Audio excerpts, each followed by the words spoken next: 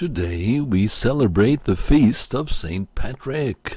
Legends about Patrick abound, but truth is best served by our seeing two solid qualities in him. He was humble and he was courageous. The determination to accept suffering and success with equal indifference guided the life of God's instrument for winning most of Ireland for Christ.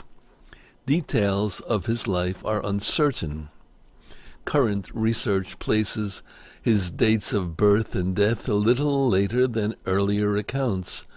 Patrick may have been born in Dunbarton, Scotland, Cumberland, England, or in northern Wales. He called himself both a Roman and a Briton.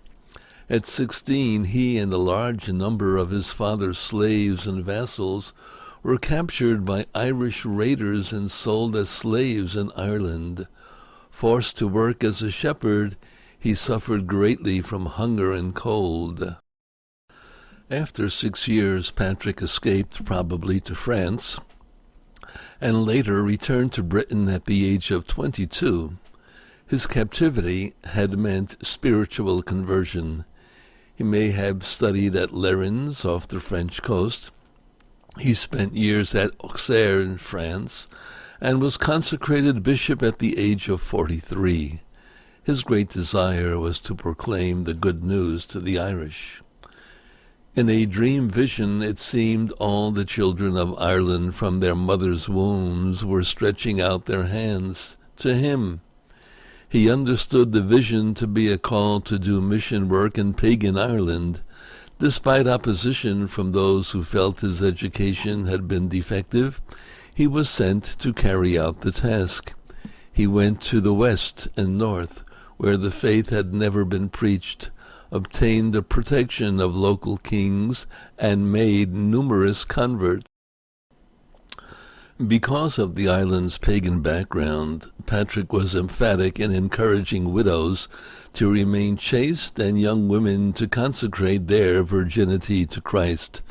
He ordained many priests, divided the country into dioceses, held church councils, founded several monasteries, and continually urged his people to greater holiness in Christ.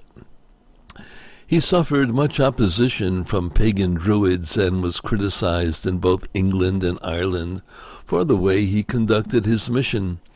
In a relatively short time, the island had experienced deeply the Christian spirit and was prepared to send out missionaries whose efforts were greatly responsible for Christianizing Europe. Patrick was a man of action, with little inclination toward learning. He had a rock-like belief in his vocation, in the cause he had espoused. One of the few certainly authentic writings is his Confessio, above all an act of homage to God for having called Patrick, unworthy sinner, to the apostolate.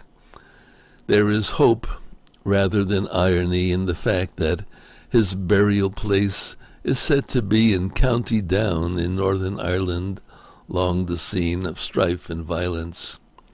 What distinguishes St. Patrick is the durability of his efforts. When one considers the state of Ireland when he began his mission work, the vast extent of his labors, and how the seeds he planted continued to grow and flourish, one can only admire the kind of man Patrick must have been. The holiness of a person is known only by the fruits of his or her work.